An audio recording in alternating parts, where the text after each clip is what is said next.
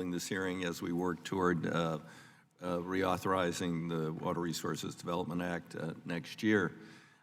This is a perspective that we haven't spent a lot of time looking at, and I certainly share the gentleman's concerns about the efficiency in delivering projects, and and it seems that the Corps' capabilities of doing that vary by district around the country. So we will get into those issues, I assure him, when we get to reauthorization.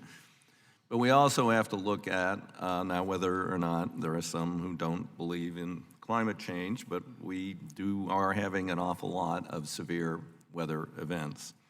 3 largest rainfall events on record in the U.S. in the last 3 years. Lower Mississippi, longest flood, December 18 to August 19. Hurricanes, extreme hydrologic events are no longer an exception. They're becoming the norm. And it's very expensive.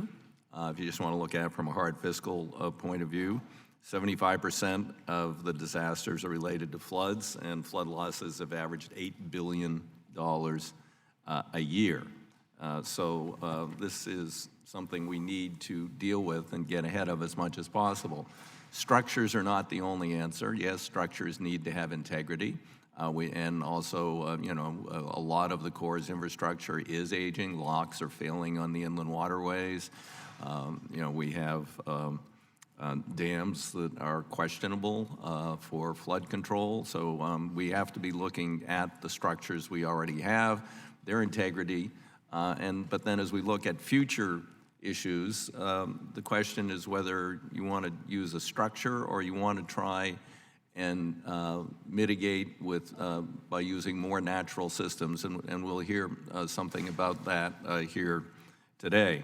So it's something that the committee hasn't spent a lot of time on, and I'm pleased that it is the focus of today's hearings, but we will deal with the regular nuts and bolts of the Corps at future hearings. Thank you, Madam Chair.